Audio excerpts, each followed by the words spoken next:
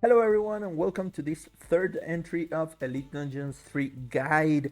We're gonna be talking today about the third part of Elite Dungeons 3, and we're gonna be talking about what happens after you beat Taraket the Necromancer and all the way up to Ambassador. So without further ado, if you don't know nothing about Elite Dungeons 3, I recommend you go check the first video of this three-part video so that you get the idea of where it is, what equipment to bring, etc. And if you have trouble with Taraket the Necromancer, go check the second part where I explain in detail how to kill Taraket and how to reach it.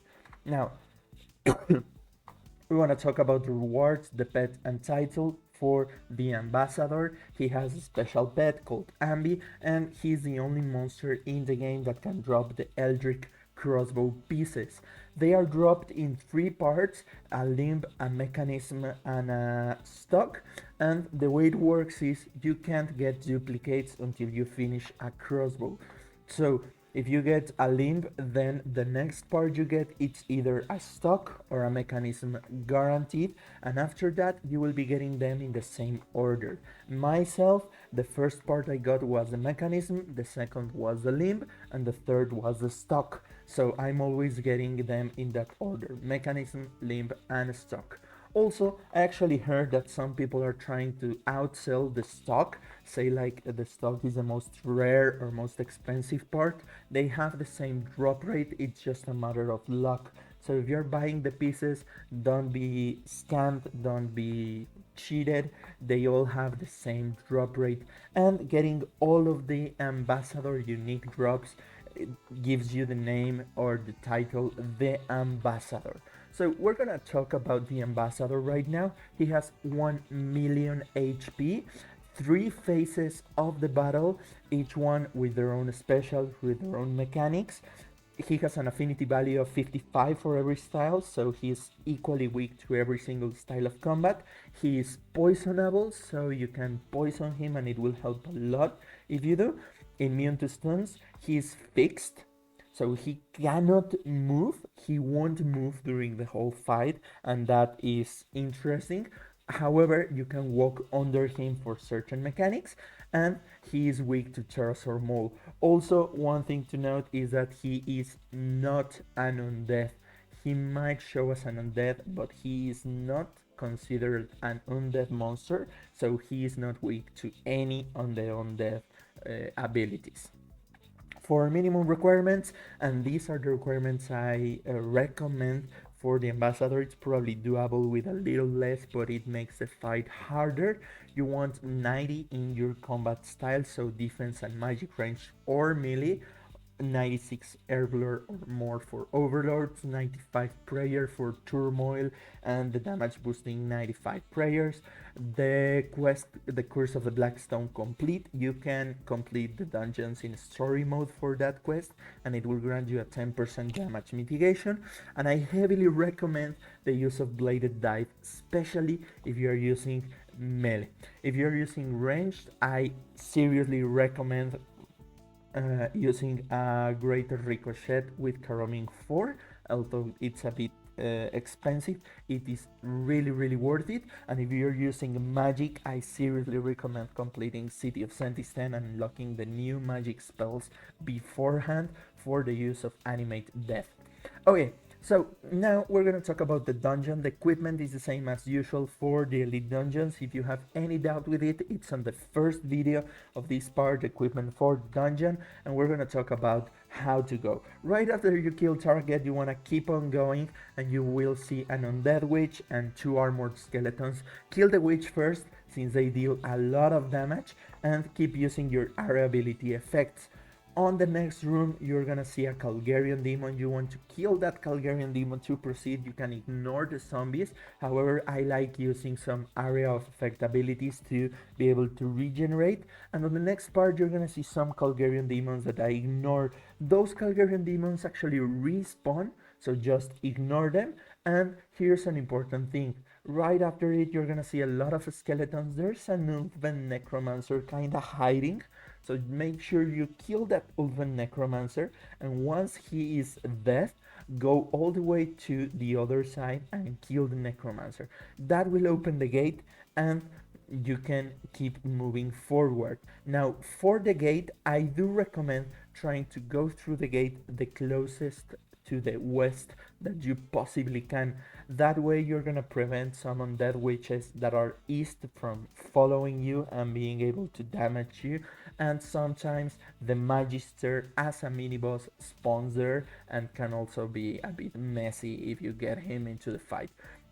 So this part you wanna ignore everything and just kill the Ulvan Necromancers. There's no need to kill any of the skeletons. And once the Ulvan Necromancers are dead, you're gonna be able to jump down into the abyss and reach the last part of the Shadow Rift. Now, for this part, you want to kill 5 of the round Crucians and a little one that are close to the barrier. There are 2 other Crucian warriors that you can ignore beforehand, but if they see you, don't worry too much and kill them.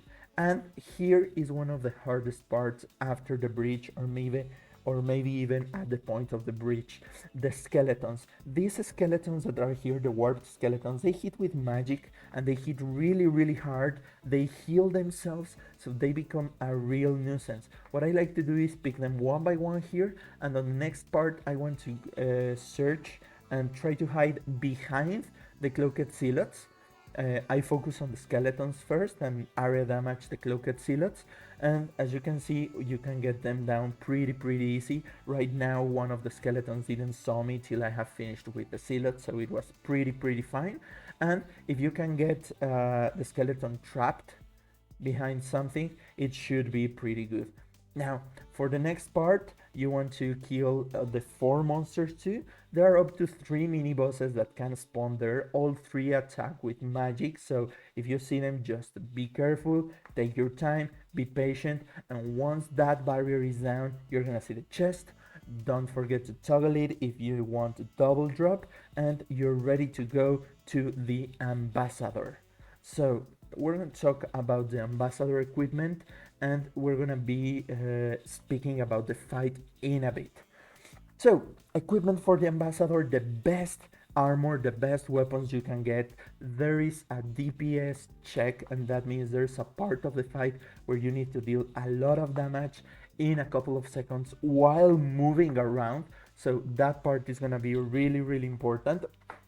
And if you have seen the full guide, you see we actually changed some of our equipment right now.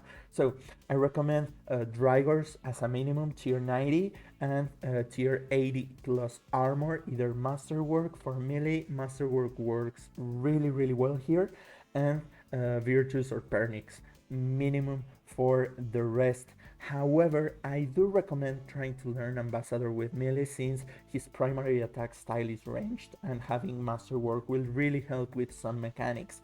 He's poisonable, so Cinder Veins, and by now we do not need area damage, so there is no need to use Laniak as a spear, and I really recommend using the reverse ring if you have it. If not, use your best ring possible, the Kiln Cape, the Essence of Finality or Amulet of Souls, and a Scrimshaw of Vampirism. Scrimshaw of Vampirism or an active god book helps a lot. I started using a Gothic's book, a Book of Balance, at first for the extra DPS. Then when my DPS got better, I started using Scrimshaw of Vampirism for sustain, and I stopped using a Jack.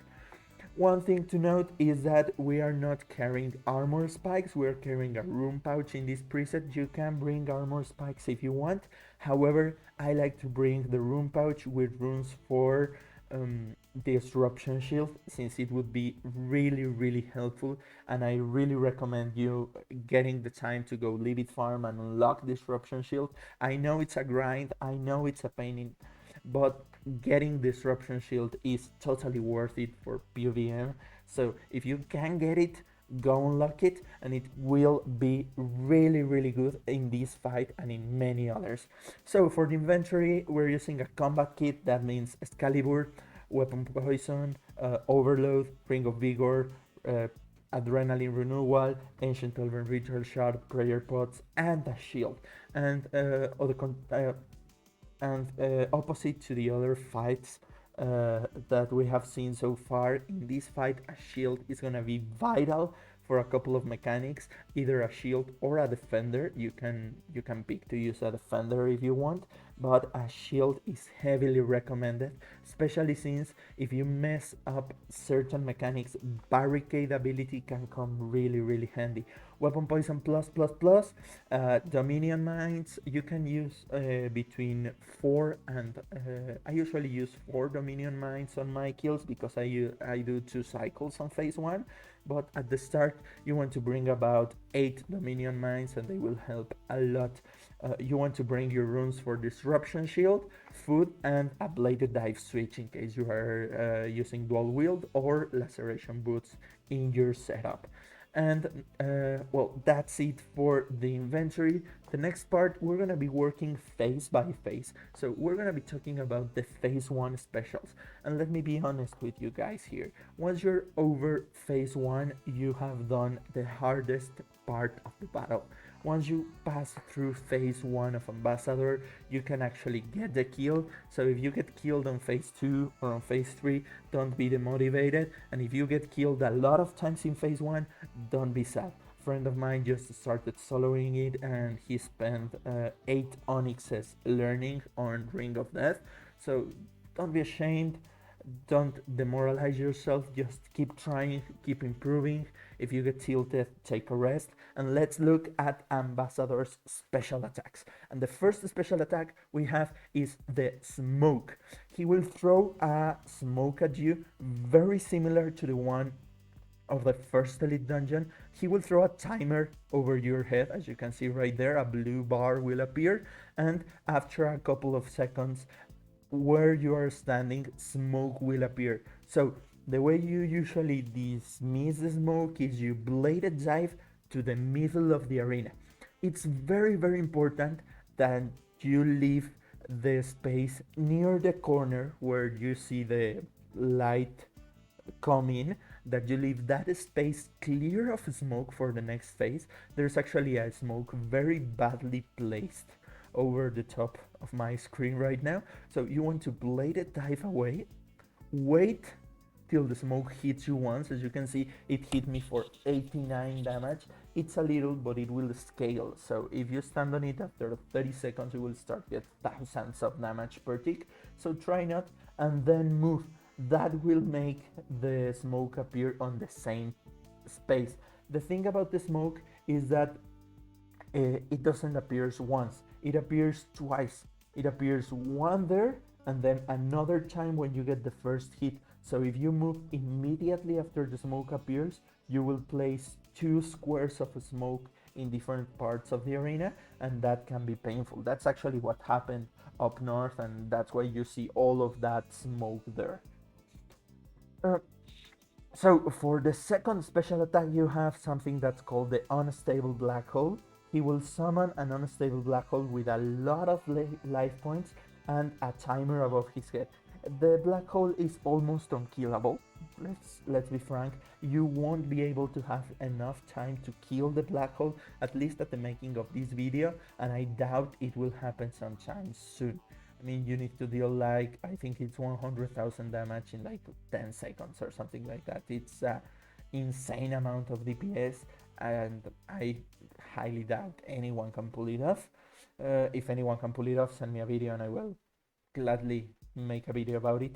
But what you want to do is you want to use a stun ability on the black hole for it to disappear. If it doesn't disappears, you will get hit by 8,000 typeless damage, and the typeless damage that it deals, it ignores everything. So you can't use disruption shield, you can't use barricade, you can't use resonance. It will hit you, and it will hit you really hard. This is actually one of the mechanics that kills people the faster in group fights and in learning groups, because someone doesn't stun. So you want to stun the black hole. You will get a message, a green message saying the unstable black hole has been repelled, and you can continue your fight as usual. Also, if you have bladed dive, stunning the black hole resets your bladed dive. However, I like to walk back and keep attacking the ambassador. So that's it. That's for the unstable black hole. Let's just look at it once more. You kill the unstable black hole and it is done. The third special you will face during phase one are the sinister fragments. And the sinister fragments are scary as hell. I'm gonna pause the video right here, and as you can see, he faced up north and he becomes invincible, so you can't deal damage to him. You can soul split and get full health from soul split, but you won't be able to damage, and he will always face north and spawn 3 lines of smoke. You see 2 on the screen right now. Those are always there, and there's 1 to the north, and also 6 small crystals around here. And this is the hardest part of the fight. So this is a part that you're gonna mess up and you're gonna be repeating over and over and over and over again. And once you get comfortable doing this mechanic, you can get through Ambassador pretty easy.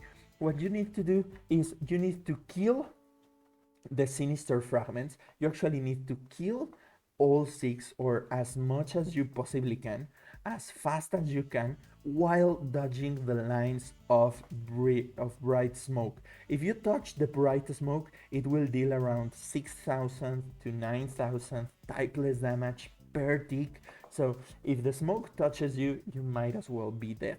So you want to go DPSing the crystals, and they don't have a combat level per se, so you can actually place the minion mines on them to deal a lot of damage. So that way you get a lot of free damage. And as you can see, we're killing almost every crystal. I like to leave 1 crystal alone just to make sure that crystal is a pain to mitigate. And once a full lap is done, as you can see, he's facing north again. He's gonna absorb the crystals that are alive. For each crystal, he will do an explosion. So if he absorbs 1, he will explode once. If he absorbs all 6, he will explode 6 times. And those explosions deal, you guessed it, 8,000 typeless hard damage. So you can use resonance to mitigate the hit, but you won't be able to use resonance to heal from it. And it's typeless. So my recommendation or my word of advice is that you try to get at least 4 of the 6 crystals. If you have 2 crystals left and you can't kill the last 2 crystals, it's fine. You can keep going on with the fight. If you leave 1 crystal, perfect. If you can kill them all, awesome. But if you leave more than 2 crystals alive, I seriously recommend teleporting out and restarting the fight. Now I'm gonna talk about mechanics. So what you want to do is you want to get ready, and he's gonna hit you with 1 basic attack. You're gonna see there's an auto attack, and right after the auto attack, he's gonna explode. And that's the explosion. So what you want to do is either 1 of 2 things. If you have 1 crystal left, you want to wait till the auto attack hits you, and then use either disruption shield or resonance. That way you will mitigate the damage, you will receive 0 damage, and you can continue with the fight.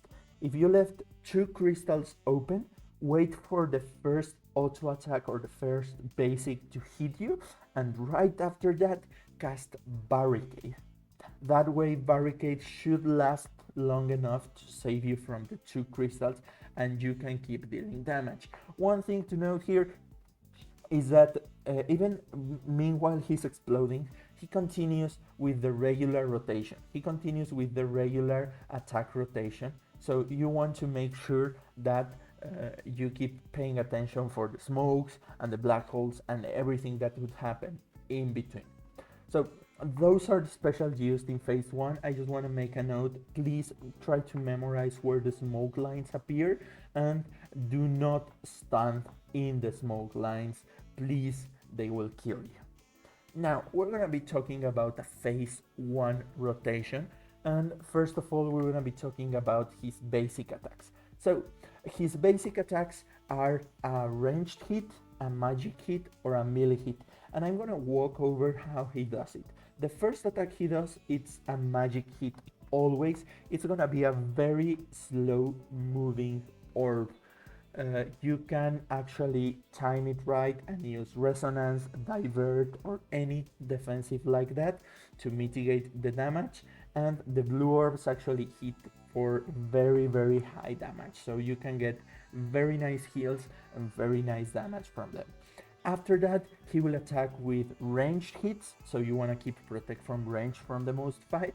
And every fifth attack, he will either throw another blue orb if you are away from melee distance, or if you're close to him, he will do a melee attack that it's laughable. I mean, his melee attack hits very low, very low. So you can basically ignore his melee hits and just keep praying range if you are meleeing, another of the advantages of using melee. So right now we're gonna start with a berserk rotation, and we're gonna use divert on the blue orb on the magic attack and DPS him as hard as we can. And the first special he does is the smoke, so we want to bladed dive, and as you saw, we didn't wait it, so we just bladed dive and ran back into him, so we got 2 patches of smoke.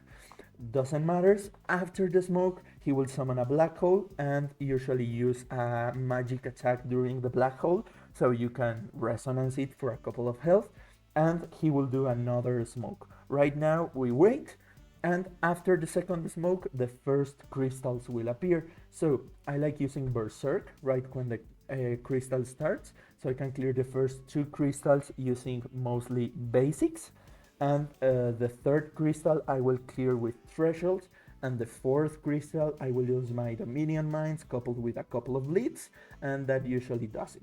The fifth crystal is just use the thresholds you have to kill it, and then tag Ambassador and build up your adrenaline.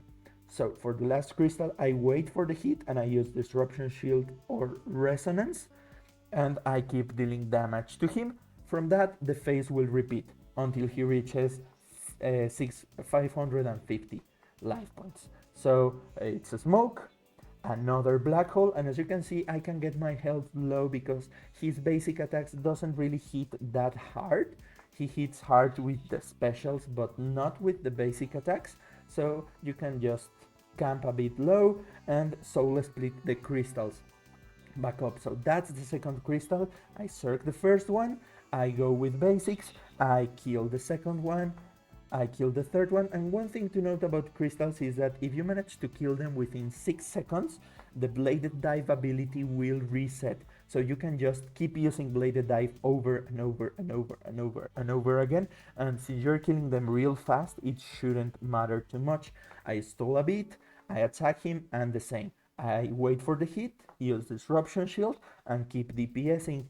And if I am correct, this was a 2-cycle fight, so I'm facing him soon. So I just bladed dive the smoke, and there it begins. I reach 550k HP, and it begins phase 2. So phase 2 is quite simple, so I'm not gonna decant into any of the specials. I'm not gonna go into detail of any of the specials. It lasts until 350,000 life points until phase 3 begins, and phase 3 is way noticeable. So you know it works because he says something and 2 or 3 Crucians will spawn. The Crucians aren't attackable, so they will be just a nuisance, hitting you with small tiny ranged hits that can mess up resonances, so take care of that. And after it he will do 1 rotation of a special. So right now we were on a black hole when he spawned, so he's gonna do 1 black hole, there we was, and then he's gonna do a smoke. So we're gonna place the smoke, go back to him, and that smoke, it doesn't really matter where you place it, because once you reach phase 2 he won't do the Sinister Fragment special. He will only do the smoke, the black hole, and the smoke that he had left, and instead of doing Sinister Fragments he will stop doing special attacks at all. So right now he will stop doing every single special attack he can, and he will just summon Crucians eventually. Once you get him down to 400,000 HP, I recommend that you try to keep your health maybe a bit low, but try to not use too much devotion during this fight. Once he reaches 400,000 HP, you will see a message appearing saying Seri appears from the darkness. You're gonna see that blue white thingy flying towards you, that once it hits you, it will fully heal you. It will restore your health fully, so if you kept your health low, it will be really helpful for the rest of the fight. And after 350k, Seri will come and Seri will blast all of the Crucians down. With that fire, all of the Crucians will die and the screen will turn red. That's when you start phase 3, and once you start phase 3, you're in the last phase. It will end whenever Ambassador is dead, and he will not use any special attack except for one. And we're going to talk about that special attack and how to mitigate it from two perspectives. It's called the Magic Onslaught, and the way it works, it says your name and it says fall now and be forgotten. And after a bit, 5 black orbs will flow from the ambassador to you, dealing 8,000 magic damage each.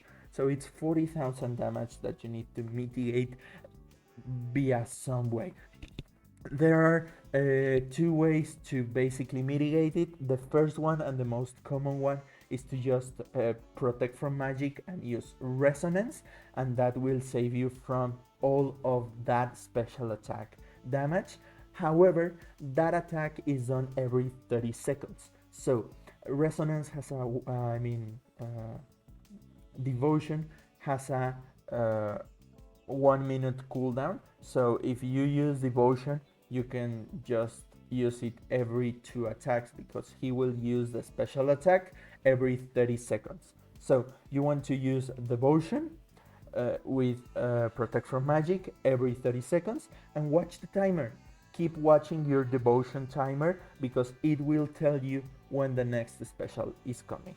So when the next special comes, you're gonna see your name get called, and the way it usually works is you equip your shield and you use debilitate and reflect, and that reduces the damage to around 1000. And having 4 hits of 1000 is quite easy, and if you are wearing masterwork, it can reduce the damage up to 400, 500. So you want to use debilitate and reflect. The way it works is you want to get ready for it. So you're gonna be checking your devotion timer, and where devotion reaches 32 seconds approximately, 34, 32 seconds, you want to equip your shield or your defender, use debilitate, and once your name is called, pray magic and reflect. There's an advanced strategy that involves using resonance for one of the hits, but they are very rapid hits and you're getting damage from other sources. So I don't recommend it, not at least while you're learning. So that is the Magic Onslaught. Let's talk about phase 3. When phase 3 begins, he will start by spawning hands all around the arena. Don't worry, the hands aren't as dangerous as the previous Elite Dungeons were, and you will see that swirl of white balls flow through him and heal him 2.5k each. You can't prevent those heals. However, from that point onward, a hand will slap the ground and you will see orbs flowing from that hand to the ambassador. For every orb that reaches the ambassador, he will heal 2.5k. But if you stand between the hand and the ambassador, the white orbs will turn black. As you see on the screen right now, they are black, and those hands will only deal some tiny damage to you, and that way they won't heal the ambassador. Also, the hands keep rotating clockwise, so you need to be moving constantly during the remainder of the phase. If you're using a Saros God Sword, or if you're using a ranged or melee setup, you can right click walk the ambassador, so you stand below him and use your damage boosting ultimate, and that way the damage boost will last for all around the ambassador. So you want to keep rotating, you want to keep spinning around and mitigating the Magic Onslaught whenever you see your name. So that was the first one. I used devotion there, and I'm watching my timer for devotion. It's on 32, 35, it's about 30, so I'm gonna use shield, debilitate, and reflect, pray mage, and that will help me survive. And I'm just gonna keep spinning around, repeating those two defensives every single time it happens and until he dies. So just be careful to always have devotion ready, or at least 65 adrenaline ready when a special is coming, so that you can actually beat him. So as you can see, that is the rest of the phase, that is the rest of the kill, and once you finish him, he will die. There's an animation at the end, orbs flying everywhere, black, white, the hands, the screen turns red. Don't worry, once he reaches 0 HP, you're fine, you won't be killed by anything. There's not a death mechanic like Nex has, so if you see that happening, don't panic, you're fine, you made it, you killed the ambassador. Now let's gonna check the full kill. Okay, so for the full kill, we start with our berserk rotation, we start hitting him, and we're gonna place the smokes. So that smoke was awful, but we're gonna place the smokes, dismiss the black hole, and as you can see, I'm getting some damage, but I can heal most of the damage back from the sinister fragments. So there's no really rush, and you can just focus on dealing with the mechanics. And there it is, the first disruption shield or resonance um, for the blast.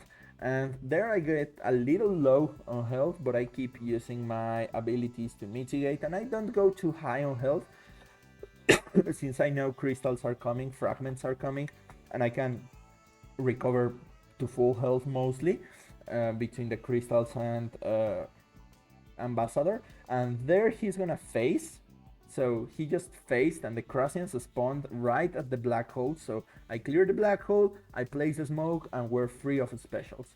We just DPS him down, trying to not over heal, and we got a heal by Serio. We start building up, and we start dealing damage on phase 3. So phase 3, we just loop around while mitigating the magic onslaught. And actually phase 2 and 3 are pretty simple, as long as you remember the magic onslaught and not kill yourself with it. And as you can see, it's quite simple. You just walk around him while dealing damage, and there we go. That was your ambassador kill. I hope it helps you and it gets easier with time. I hope you can handle it and you can get the best out of it. So I hope you like this guide. I wanted the videos to be a bit slow, a bit faster. I mean, I wanted them to be around 15 minutes each, but it's not an easy boss and it requires a lot of explaining to do. So I hope you guys like this video, you understand what you see, and if you did, remember to leave a like. I'm streaming on Twitch every weekday, so see ya there. And as always, I'm Sarah Macaro. See you another day.